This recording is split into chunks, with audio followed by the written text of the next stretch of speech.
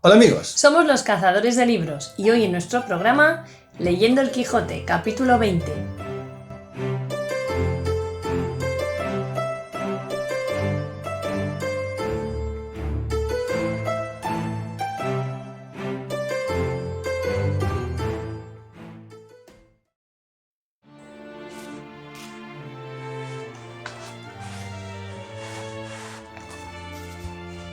Capítulo 20.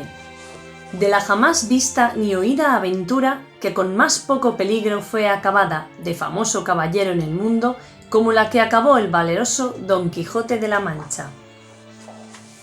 No es posible, señor mío, sino que estas yerbas dan testimonio de que por aquí cerca debe de estar alguna fuente o arroyo, que estas yerbas humedece, y así será bien que vamos un poco más adelante, que ya toparemos donde podamos mitigar esta terrible sed que nos fatiga, que sin duda causa mayor pena que la hambre.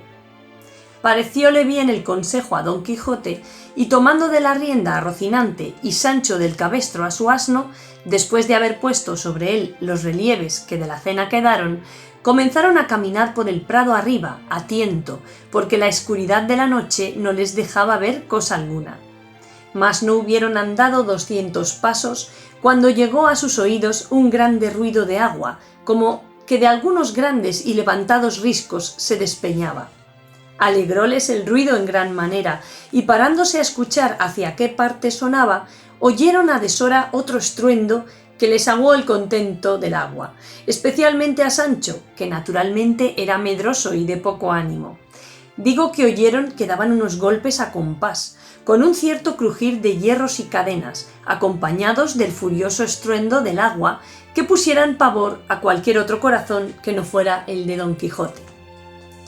Era la noche, como se ha dicho, escura, y ellos acertaron a entrar entre unos árboles altos, cuyas hojas, movidas del blando viento, hacían un temeroso y manso ruido, de manera que la soledad, el sitio, la escuridad, el ruido del agua, con el susurro de las hojas, todo causaba horror y espanto, y más cuando vieron que ni los golpes cesaban, ni el viento dormía, ni la mañana llegaba, añadiéndose a todo esto el ignorar el lugar donde se hallaban.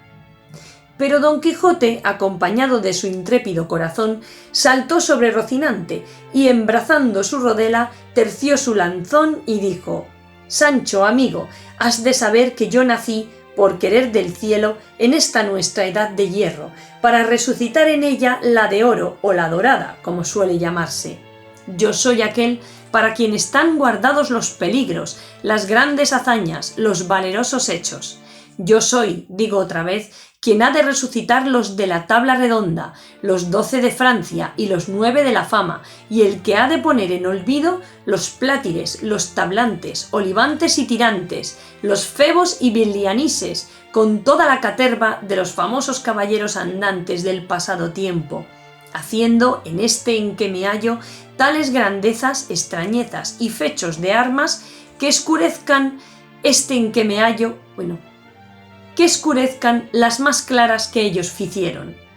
Bien notas, escudero fiel y legal, las tinieblas de esta noche, su extraño silencio, el sordo y confuso estruendo de estos árboles, el temeroso ruido de aquella agua en cuya busca venimos, que parece que se despeña y derrumba desde los altos montes de la luna, y aquel incesable golpear que nos hiere y lastima los oídos. Las cuales cosas, todas juntas y cada una por sí, son bastantes a infundir miedo, temor y espanto en el pecho del mesmo Marte, cuanto más en aquel que no está acostumbrado a semejantes acontecimientos y aventuras.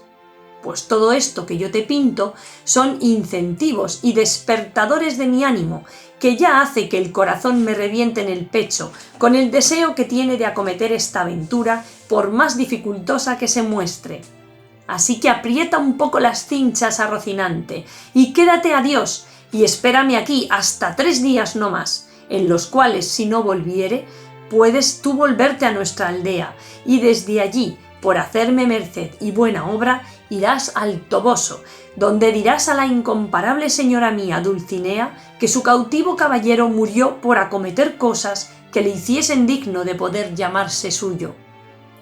Cuando Sancho oyó las palabras de su amo, comenzó a llorar con la mayor ternura del mundo y a decille: «Señor, yo no sé por qué quiere vuestra merced acometer esta tan temerosa aventura.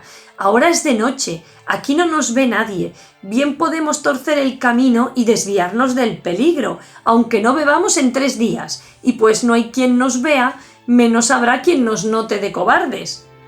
Cuanto más que yo he oído predicar al cura de nuestro lugar, que vuestra merced bien conoce, que quien busca el peligro perece en él. Así que no es bien tentar a Dios acometiendo tan desaforado hecho, donde no se puede escapar sino por milagro, y bastan los que ha hecho el cielo con vuestra merced en librarle de ser manteado, como yo lo fui, y en sacarle vencedor, libre y salvo de entre tantos enemigos como acompañaban al difunto. Y cuando todo esto no mueva ni ablande ese duro corazón, muévale el pensar y creer que apenas se habrá vuestra merced apartado de aquí, cuando yo, de miedo, dé mi ánima a quien quisiera llevarla. Yo salí de mi tierra y dejé hijos y mujer por venir a servir a vuestra merced, creyendo valer más y no menos. Pero como la codicia rompe el saco, a mí me ha rasgado mis esperanzas, pues cuando más vivas las tenía de alcanzar aquella negra y malhadada ínsula que tantas veces vuestra merced me ha prometido, veo que, en pago y trueco de ella, me quiere ahora dejar en un lugar tan apartado del trato humano. Por un solo Dios, señor mío, que non se me faga tal desaguisado, y ya que del todo no quiera vuestra merced desistir de acometer este fecho, dilátelo, a lo menos, hasta la mañana, que, a lo que a mí me muestra la ciencia que aprendí cuando era pastor, no debe de haber desde aquí al alba 3 horas, porque la boca de la bocina está encima de la cabeza y hace la medianoche en la línea del brazo izquierdo. «¿Cómo puedes tú, Sancho», dijo Don Quijote, «ver dónde hace esa línea, ni dónde está esa boca o ese colodrillo que dices, si hace la noche tan escura que no parece en todo el cielo estrella alguna?» «Así es», dijo Sancho, «pero tiene el miedo muchos ojos y ve las cosas debajo de tierra, cuanto más encima, en el cielo, puesto que por buen discurso bien se puede entender que hay poco de aquí al día». «Falte lo que faltare», respondió Don Quijote, «que no se ha de decir por mí, ahora ni en ningún tiempo, que lágrimas y ruegos me apartaron de hacer lo que debía a estilo de caballero. Y así te ruego, Sancho, que calles, que Dios, que me ha puesto en corazón de acometer ahora esta tan no vista y tan temerosa aventura, tendrá cuidado de mirar por mi salud y de consolar tu tristeza. Lo que has de hacer es apretar bien las cinchas a Rocinante y quedarte aquí, que yo daré la vuelta presto, o vivo o muerto». Viendo, pues, Sancho la última resolución de su amo y cuán poco valían con él sus lágrimas, consejos y ruegos, determinó de aprovecharse de su industria y hacerle esperar hasta el día si pudiese. Y así, cuando apretaba las cinchas al caballo, bonitamente y sin ser sentido, ató con el cabestro de su asno ambos pies a Rocinante, de manera que cuando Don Quijote se quiso partir no pudo, porque el caballo no se podía mover sino a saltos. Viendo Sancho Panza el buen suceso de su embuste, dijo: «Ea, señor, que el cielo, conmovido de mis lágrimas y plegarias, ha ordenado que no se pueda mover Rocinante, y si vos queréis porfiar y espolear y dalle, será enojar a la fortuna y dar coces, como dicen, contra el aguijón». Desesperábase con esto Don Quijote, y por más que ponía las piernas al caballo, menos le podía mover, y, sin caer en la cuenta de la ligadura, tuvo por bien de sosegarse y esperar, o a que amaneciese, o a que Rocinante se menease, creyendo, sin duda, que aquello venía de otra parte que de la industria de Sancho, y así le dijo: «Pues así es, Sancho, que Rocinante no puede moverse. Yo soy contento de esperar a que ría el alba, aunque yo llore lo que ella tardara en venir». «No hay que llorar», respondió Sancho, «que yo entretendré a vuestra merced contando cuentos desde aquí al día, si ya no es que se quiere apear y echarse a dormir un poco sobre la verde hierba, a uso de caballeros andantes, para hallarse más descansado cuando llegue el día y punto de acometer esta tan desemejable aventura que le espera». «¿A qué llamas apear? ¿O a qué dormir?», dijo Don Quijote. «¿Soy yo, por ventura, de aquellos caballeros que toman reposo en los peligros? Duerme tú, que naciste para dormir, o haz lo que quisieres, que yo haré lo que viere que más viene con mi pretensión. No se enoje vuestra merced, señor mío, respondió Sancho, que no lo dije por tanto. Y llegándose a él, puso la una mano en el arzón delantero y la otra en el otro, de modo que quedó abrazado con el muslo izquierdo de su amo, sin osarse apartar de él un dedo, tal era el miedo que tenía a los golpes que todavía alternativamente sonaban. Díjole Don Quijote que contase algún cuento para entretenerle, como se lo había prometido, a lo que Sancho dijo que sí hiciera, si le dejara el temor de lo que oía. Pero con todo eso, yo me esforzaré a decir una historia, que si la acierto a contar y no me van a la mano, es la mejor de las historias. Y estéme vuestra merced atento, que ya comienzo. Érase que se era, el bien que viniere para todos sea, y el mal para quien lo fuere a buscar. Y advierta vuestra merced, señor mío, que el principio que los antiguos dieron a sus consejas no fue así como quiera, que fue una sentencia de Catón Zonzorino, romano, que dice: y el mal para quien le fuere a buscar, que viene aquí como anillo al dedo, para que vuestra merced se esté quedo y no vaya a buscar el mal a ninguna parte, sino que nos volvamos por otro camino, pues nadie nos fuerza a que sigamos donde tantos miedos nos sobresaltan. Sigue tu cuento, Sancho, dijo Don Quijote, y del camino que hemos de seguir déjame a mí el cuidado. Digo, pues, prosiguió Sancho, que en un lugar de Extremadura había un pastor cabrerizo, quiero decir que guardaba cabras, el cual pastor o cabrerizo, como digo de mi cuento, se llamaba Lope Ruiz. Y este Lope Ruiz andaba enamorado de una pastora que se llamaba Torralba, la cual pastora llamada Torralba era hija de un ganadero rico, y este ganadero rico... Si de esa manera cuentas tu cuento, Sancho, dijo Don Quijote, repitiendo 2 veces lo que vas diciendo, no acabarás en 2 días. Dilo seguidamente y cuéntalo como hombre de entendimiento, y si no, no digas nada. De la misma manera que yo lo cuento, respondió Sancho, se cuentan en mi tierra todas las consejas, y yo no sé contarlo de otra, ni es bien que vuestra merced me pida que haga usos nuevos. Di como quisieres, respondió Don Quijote, y pues la suerte quiere que no pueda dejar de escucharte, prosigue. Así que, señor mío de mi ánima, prosiguió Sancho, que, como ya tengo dicho, este pastor andaba enamorado de Torralba la pastora, que era una moza rolliza, zahareña, y tiraba algo a hombruna, porque tenía unos pocos de bigotes, que parece que ahora la veo. Luego, ¿conocístela tú?, dijo Don Quijote. No la conocí yo, respondió Sancho, pero quien me contó este cuento me dijo que era tan cierto y verdadero que podía bien, cuando lo contase a otro, afirmar y jurar que lo había visto todo. Así que, yendo días y viniendo días, el diablo, que no duerme y que todo lo añasca, hizo de manera que el amor que el pastor tenía a la pastora se volviese en homecillo y mala voluntad, y la causa fue, según malas lenguas, una cierta cantidad de celillos que ella le dio, tales que pasaban de la raya y llegaban al vedado. Y fue tanto lo que el pastor la aborreció de allí adelante, que por no verla se quiso ausentar de aquella tierra e irse donde sus ojos no la viesen jamás. La Torralba, que se vio desdeñada del Lope, luego le quiso bien, más que nunca la había querido. Esa es natural condición de mujeres, dijo Don Quijote, desdeñar a quien las quiere y amar a quien las aborrece. Pasa adelante, Sancho. Sucedió, dijo Sancho, que el pastor puso por obra su determinación y antecogiendo sus cabras se encaminó por los campos de Extremadura para pasarse a los reinos de Portugal.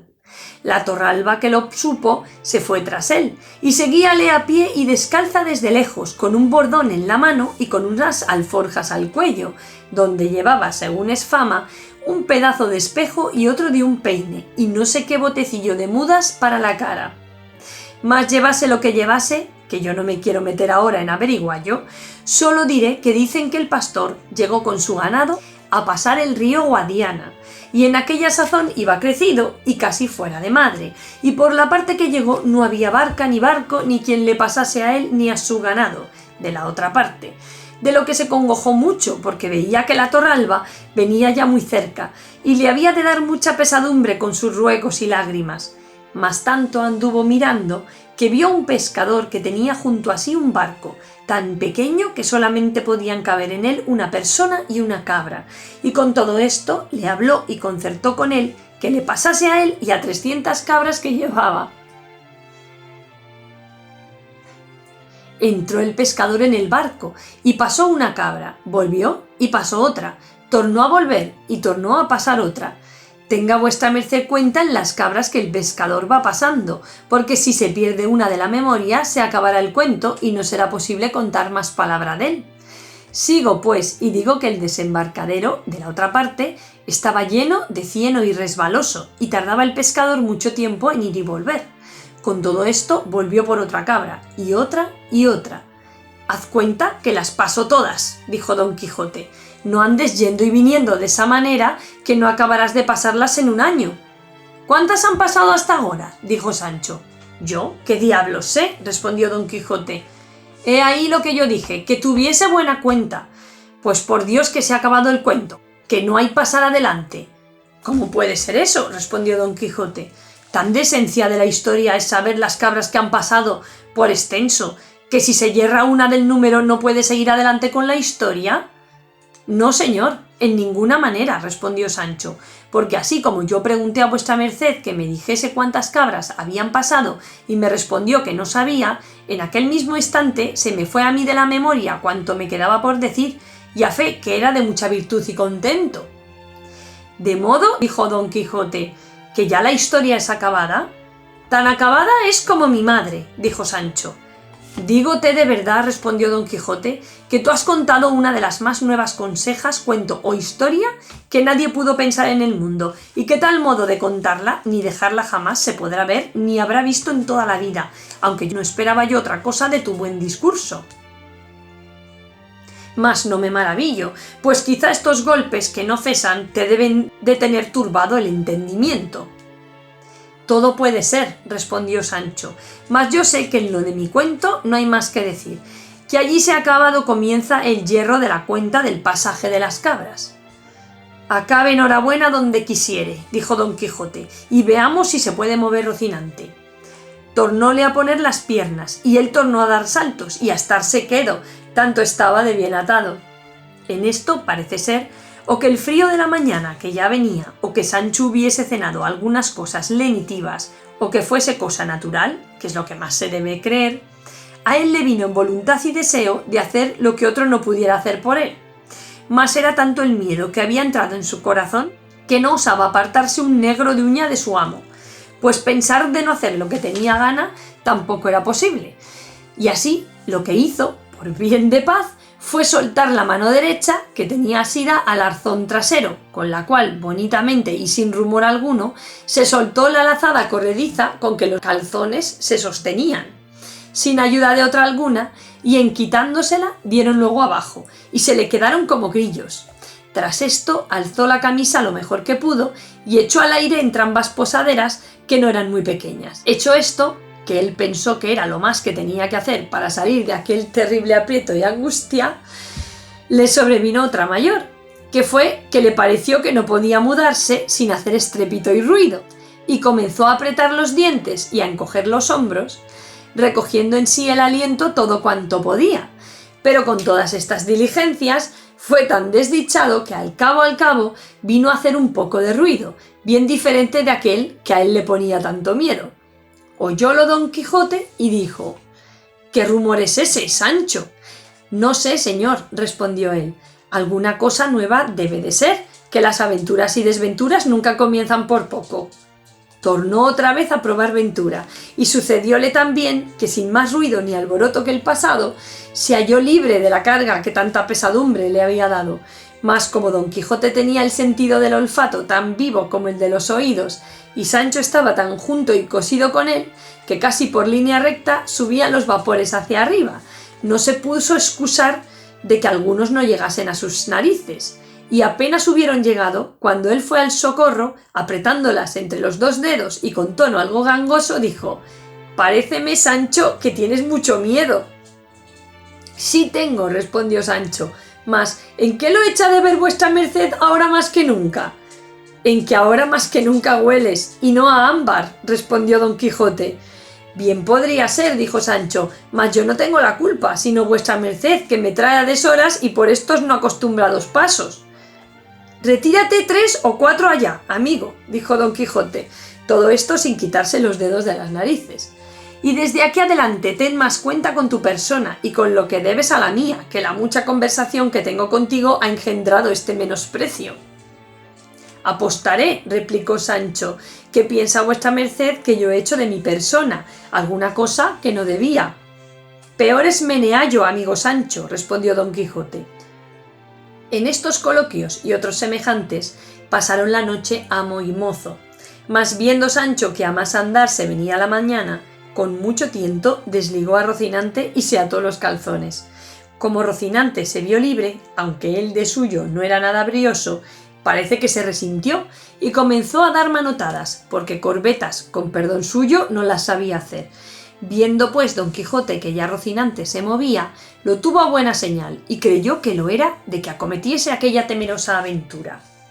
Acabó en esto de descubrirse el alba y de parecer distintamente las cosas, y vio don Quijote que estaba entre unos árboles altos, que ellos eran castaños, que hacen la sombra muy escura.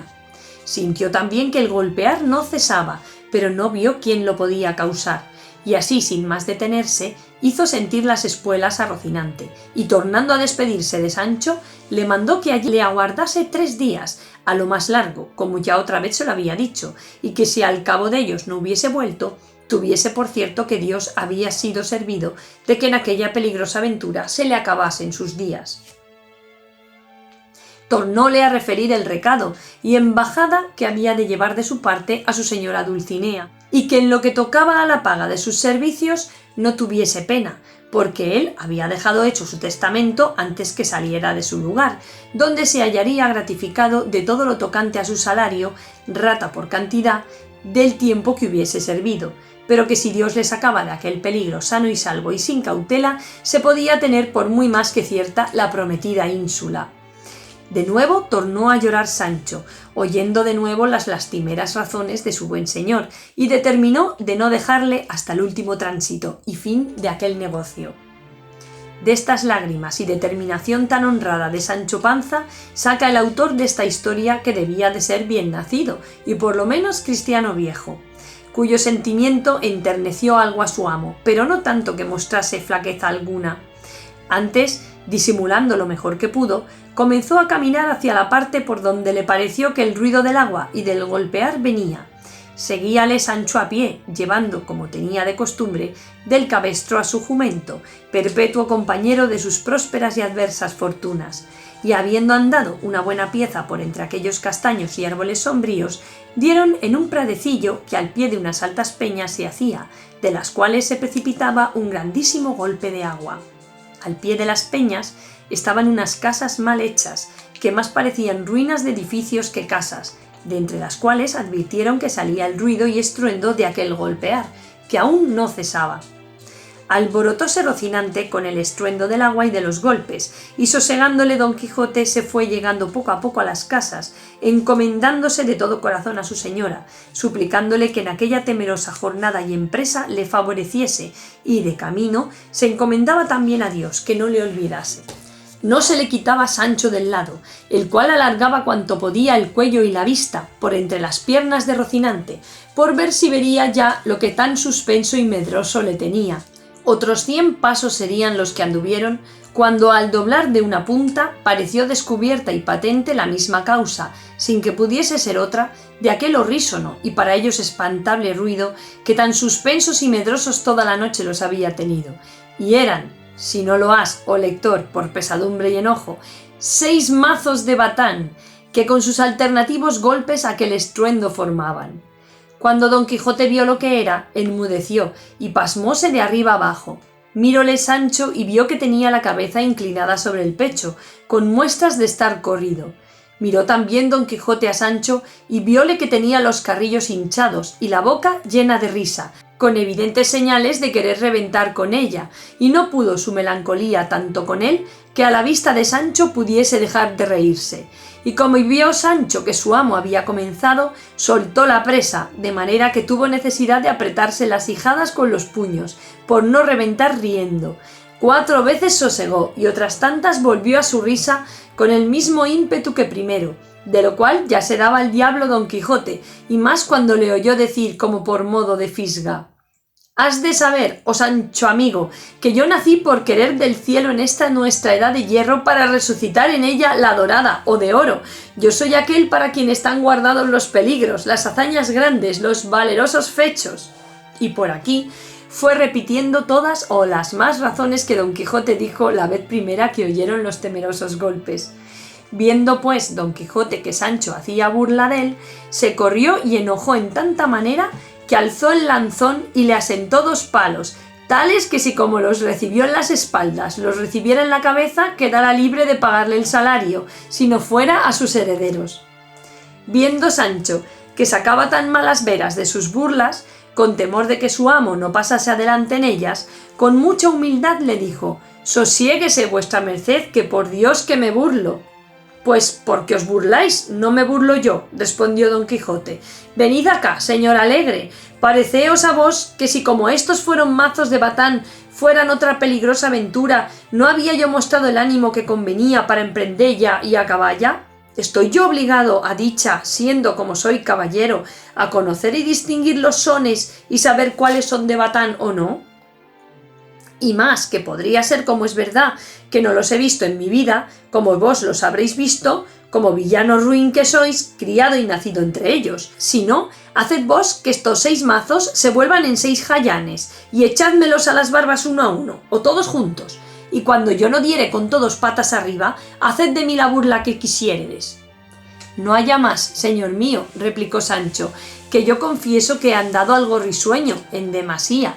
Pero dígame vuestra merced, ahora que estamos en paz, así Dios le saque de todas las aventuras que le sucedieren tan sano y salvo como le ha sacado de esta, ¿no ha sido cosa de reír? Y lo es de contar el gran miedo que hemos tenido, a lo menos el que yo tuve, que de vuestra merced ya yo sé que no le conoce, ni sabe qué es temor ni espanto». «No niego yo», respondió Don Quijote, «que lo que nos ha sucedido no sea cosa digna de risa, pero no es digna de contarse, que no son todas las personas tan discretas que sepan poner en su punto las cosas». «A lo menos», respondió Sancho, «supo vuestra merced poner en su punto el lanzón, apuntándome a la cabeza y dándome en las espaldas, gracias a Dios y a la diligencia que puse en ladearme. Pero vaya, que todo saldrá en la colada, que yo he oído decir: ese te quiere bien que te hace llorar. Y más, que suelen los principales señores, tras una mala palabra que dicen a un criado, darle luego unas calzas.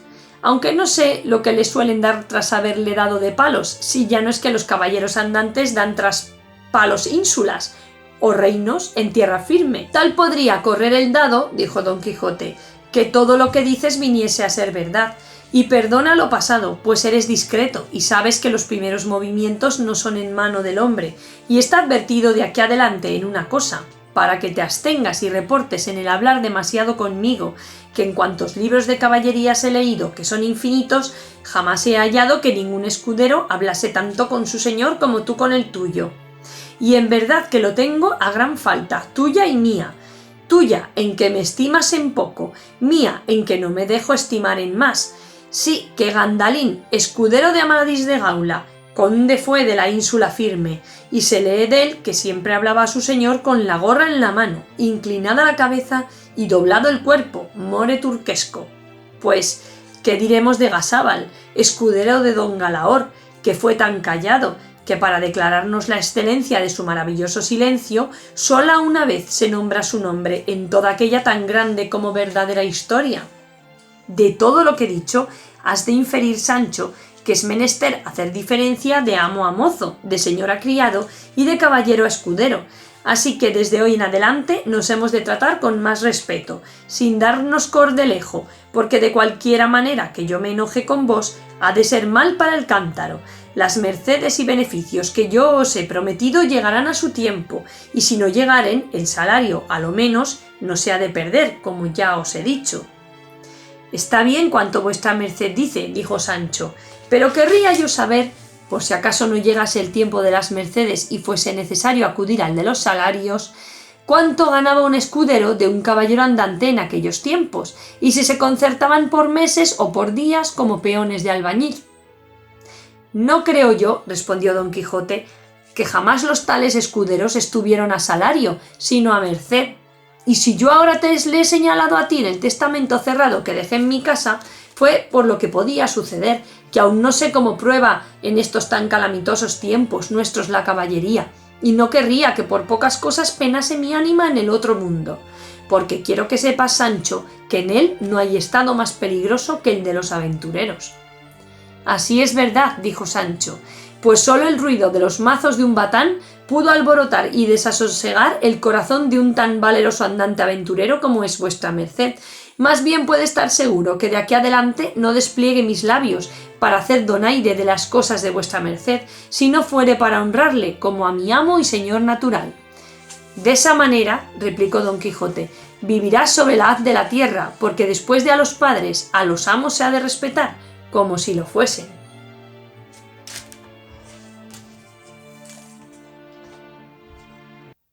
Y hasta aquí el capítulo 20, ya quedamos emplazados para el próximo capítulo, el capítulo 21.